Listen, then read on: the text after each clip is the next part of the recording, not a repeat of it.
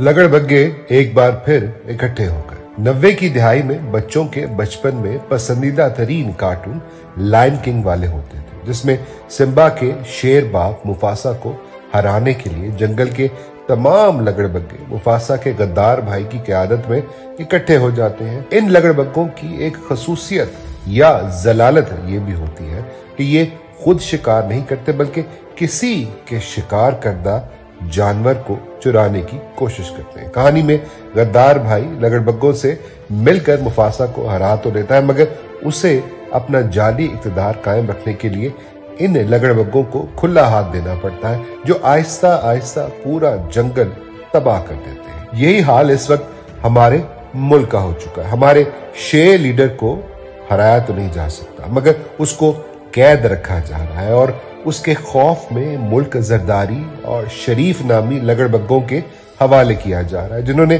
पिछले 16 माह में भी हमारा मुल्क तबाह किया और इस बार रही सही कसर भी लगड़बग्गे निकाल देंगे। सिम्बा की कहानी के लगड़बग्गों की तरह हमारे मुल्क के नवाज जरदारी लगड़बग्गे भी इस वक्त अपनी बका की जंग लड़ रहे हैं। इन लगड़बग्गों को मालूम है कि अगर ये इक़्तिदार में ना रहें तो जेल में रहेंगे। आज ये चाहते ना चाहते हुए भी अपनी सियासी कब्र की तरफ बढ़ रहे हैं।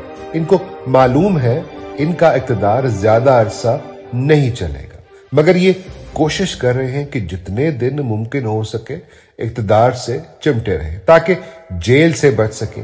इन लगड़बग्गों ने अपने 40-50 साला सियासी करियर में इतना हराम का माल इकट्ठा कर लिया हुआ है कि उसको बचाने के लिए भी इन्हें इक़्तिदार हर सूरत चाहिए। मगर ये लगड़बग्गे अनजान हैं कि इस कौम का मुफासा जल्द रिहा होकर वापस आएगा और इंशाअल्लाह इन लगड़बग्गों को हमेशा हमेशा के लिए अपने जंगल यानी अपने पाकिस्तान से पाक कर देगा। तब तक ये लगड़बग्गे और इन लगड़बग्गों को कौम पर मुसल्लत करने वाले जितने मर्जी तहात कर लें, कौम के खजाने और कौमी मैंडेट पे डाके का हिसाब कौम का मुफासा वापस आकर हर सूरत लेगा इंशाअल्लाह।